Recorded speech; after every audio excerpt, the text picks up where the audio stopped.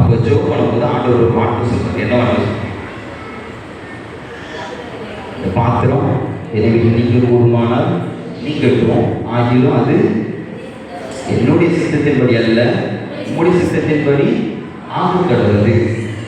நல்லா யோசிச்சு பாருங்க. நம்ம எப்போ இந்த வார்த்தையை சொல்லுவோன்னு, இந்த விஷயம் எனக்கு நடக்காமல் இருந்தால் ரொம்ப நல்லா இருக்கும் நம்ம எப்போ சொல்லுவோம். அந்த விஷயம் எவ்வளோ கஷ்டம் நமக்கு தெரியும். அந்த பாடு வழியாக நம்ம ஒரு பிரவேசம்னா நம்ம இருக்க மாட்டோம்னு தெரியும். அதை அனுபவிக்கிறது அவ்வளோ வழி தெரியும் போது நம்ம சொல்லுவோம், இல்லை என்னால் இதை தாங்கவே முடியாது, இது எனக்கு வேண்டாம் அப்படின்னு சொல்லுவோம். இதுதானே? அப்போது இயேசுவானவருக்கு அவர் சிலுவையில் என்ன பாடுகள் பட போகிறார்? இவரிடம் சொல்லப்பட போது, சரீரம் பிக்கப்பட போது, ரத்தம் தண்ணீர்மாய் புறப்பட்டு வருகிற போது, இனி அடிக்க போகிறாங்க, தாதித்து போகிறாங்க, எல்லாவற்றையும் தெரிந்து அவர் கெத்செமனே தோட்டத்தில் ஒப்பு கொடுத்த அர்ப்பணித்த நேரம் என்னவென்றால், இந்த பாத்திரம் என்னை விட்டு நீங்கள் குடும்பமானால் நீங்களும், ஆனாலும் எந்த சித்தத்தின்படி இல்லை, உங்களுடைய சித்தத்தின்படி ஆக்கப்படுவது. அவருடைய சித்தத்திற்குள்ளாக ஒப்பு கொடுத்ததினாலே அவர் சிலுவையில் எல்லாவற்றையும் முடித்தது மாத்திரமல்ல, அவர் தன்னுடைய ஆவியை ஒப்பு கொடுத்தது மாத்திரமல்ல, அவர் சித்தத்துக்கு ஒப்பு கொடுத்ததுனால 3ஆம் நாளும் உயிர்த்திருந்தார். ஆமென். அல்லேலூயா, அல்லேலூயா. அவருடைய பிள்ளைகளை அவருக்கு சந்தோஷமாக ஆசைப்படாமே அவர் நம்மை நேசிக்கிறவராக இருக்கிறார். ஆமென்.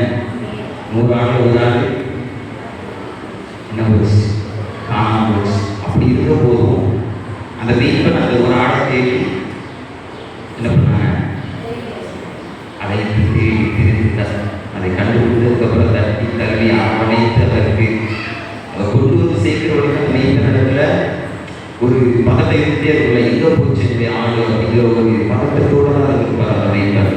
அதே மீட்பன் இன்றும் நம்முடைய ஆலயத்தில் வந்து அவர் ஆவி கொண்டு இருக்கிறார். இந்த உலகத்தில் நமக்கு எல்லா உறுப்புகளும் உண்டு, நமக்கு அநேக பாடுகள் உண்டு, கவலைகள் உண்டு, கண்ணீர்கள் உண்டு. எப்படி குடிக்க போகிறோம், எப்படி கடந்து வர போகிறோம், எதை வந்து ஓட போகிறோம், எங்கே போய் முடிய போகுது அப்படின்னு தெரியாமல் சுற்றிட்டு இருக்க நேரத்தில் அவருடைய சித்தத்திற்குள்ளாக ஒப்பு கொடுத்து பாருங்கள். சிலுவையில் எல்லாவற்றையும் முடித்தவர் நமக்காக யாவும் செய்து கொடுப்பார். ஆமென். அல்லேலூயா. எல்லாவற்றையும் முடித்து விட்டார் அவர் சிலுவையில். அவர் சிலுவையில் எதிர்பார்க்கிற ஒரு நேரம், அவர் சிலுவையில் ஒப்பு கொடுக்கிற நேரம், எல்லா சரீரம் பிடிக்கப்படுகிற முற்றிலும் சூட்டப்பட்ட ரத்தமும் தண்ணீர்மா புரட்டும் அந்த நேரத்திலும் தனக்கு கொடுக்கப்பட்ட எல்லா பொறுப்பையும் அவர் முடித்தார். ஆமென். ஆமென். ஃபர்ஸ்ட்லேருந்து அவர் மன்னிப்புகள் இருக்கட்டும், இன்று நீங்கள் கருத்து சிரிப்பாக இருக்கட்டும், தன்னை தாய்க்கு சென்றதாக இருக்கட்டும், எல்லாவற்றையும் அவர் சிலுவையில் முடித்தார். அதை முடித்தவர் நம்முடைய வாழ்க்கையில் எல்லா பிரச்சனையும் முடிப்பார். ஆமென். நமக்காக யாரையும் செய்து முடிப்பார். அந்த விசுவாசத்துக்கு தான் போதும். இங்கே நம்ம எதற்காக ஓடுறோம், ஏன் ஓடுறோம், இங்கே நிறைய பேர் தெரியாமல் ஓடிட்டு இருக்கோம். ஆனால் அவருக்குள்ளாக நம்முடைய வாழ்க்கை இருக்குமானால் எந்த திசையாலும் தெரிந்தாலும் அவர் நம்மை செம்மையாக நடத்துவார். ஆமென். அல்லேலூயா. அவருடைய கருத்துக்களை ஒப்பு கொடுக்கணும், அவருடைய சித்தத்துக்குள்ளாக ஒப்பு கொடுக்கணும். இயேசுவானவர் சிலுவையில் தன்னை ஒப்பு கொடுக்கவில்லை. கெத்செமனே தோட்டத்திலே எல்லாவற்றுக்கும் மேலாக என்னுடைய சித்தத்தின்படி உங்களுடைய சித்தத்தின்படி ஆக்கப்படுவதை ஒப்பு கொடுத்ததுனாலதான் அந்த சிலுவையில் அவ்வளவு பாடுகளை அனுபவிப்பதற்கும் அவ்வளவு வழிகளை தாங்குவதற்கு தேவன் பலன் கொடுத்து எல்லாவற்றையும் முடித்தவுடன் தன்னுடைய ஆவியை ஒப்பு கொடுத்தார். அல்லேலூயா. நம்முடைய வாழ்க்கையில அப்படியே கொஞ்சம் யோசிச்சுவோம். நிறைய பிரச்சனை வரும், நிறைய போராட்டம் வரும். வரும்போது நான் புதிய முழங்கள் புரியுமா, எல்லாம் முழங்களை படுத்த. அதாவது இது நான் அடிக்கடி சொல்லுவேன் எங்கள் சர்ச்சில், முழங்கால் முடங்காமல் முழங்கை முடங்கிச்சுன்னா அது எந்த ஒரு அற்புதமுமே நடக்காது. புரிஞ்ச நான் சொன்னது, ஜெபம் பண்ணுறதுக்கு முழங்கால் முடங்காமல் மொபைலில் எடுக்கிறதுக்கு முழங்கை முடங்கிச்சுன்னா எந்த அற்புதமே நடக்காது. நம்ம ஒரு தேவன் அவருடைய சமுதிரத்தில் என்ன பாருங்க, உங்களுக்கு ஒரு தேவன் அவருடைய சமுதிரத்தில் காத்திருந்து பாருங்க. அவரோட ஒரு வார்த்தை சொல்லி பாருங்க, அவர் நமக்காக யாவும் செய்து முடிப்பார். அந்த பிரச்சனை எப்படி முடிய போகுது, இந்த பாடுகள் எப்படி தீர போகுது, என் வியாதி எப்படி மாறப்போகுது, எனக்கு எப்படி இந்த காரியங்கள்லாம் நடக்க போகுது, எந்த கேள்வி இருந்தாலும் ஆண்டவருடைய பக்குவங்களை சொல்லுற ஒரு வார்த்தை, நான் நமக்காக யாவும் செய்து முடிப்பேன். ஆமென். அல்லேலூயா. அவருடைய சித்தத்திற்குள்ளாக ஒப்பு கொடுத்தோமானால் ஒரு களிமண் எப்படி போய் ஃபுல்லாக தன்னை ஒப்பு கொடுத்து ஒரு அழகான பாத்திரமாக வந்து நிற்கிறதோ, அதே போல நம்முடைய வாழ்க்கையை நம்ம அவருடைய கையில் ஒப்பு கொடுத்தோம்னா அவர் நமக்காக சொல்லாமே கர்த்தர் நமக்காக யாரும் செய்து முடிப்பார். அப்படின்னு நம்ம வந்து ஜெபம் பண்ணி முடிச்சுக்கலாம். கண்களை முடிந்தவர்களாக கொடுத்து முடிந்தவர்கள் முழங்கால் போட்டுக்கொள்ளுங்க. முடியாதவர்கள் நீங்கள் அப்போது கொள்ளலாம். அப்படின்னு கண்களை மூடி ஆண்டவர் மாத்திரம் நோக்கி பார்த்து இந்த உலகத்தில் உபத்திரம் கொண்டு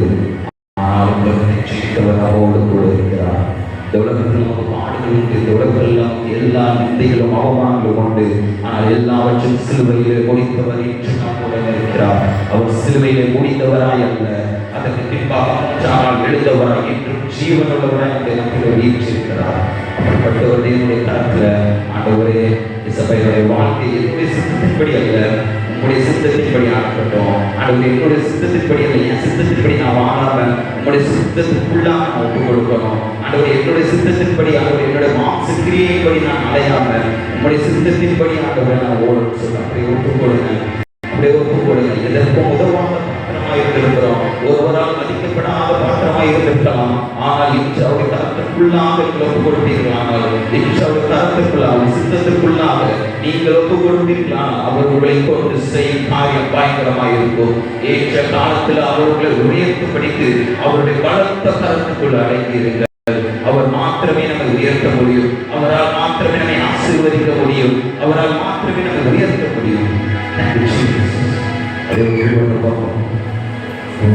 பாத்திரம் நாம் எதற்கும் உதவாதவன், உருக்குலைந்த பாத்திரம் நாம் எவரால் விரும்பாதவன், உடைந்த பாத்திரம் நாம் எதற்கும் உதவாதவன், உடைந்த பாத்திரம் நாம் எவராலும் விரும்பாதவன், குயவன் கையில் களிமண் போல, குயவன் கையில் பிசையும் களிமண் போல, என் சித்தம் அல்ல உன் சித்தம் போலாகும், என் சித்தம் அல்ல உன் சித்தம் போலாகும்.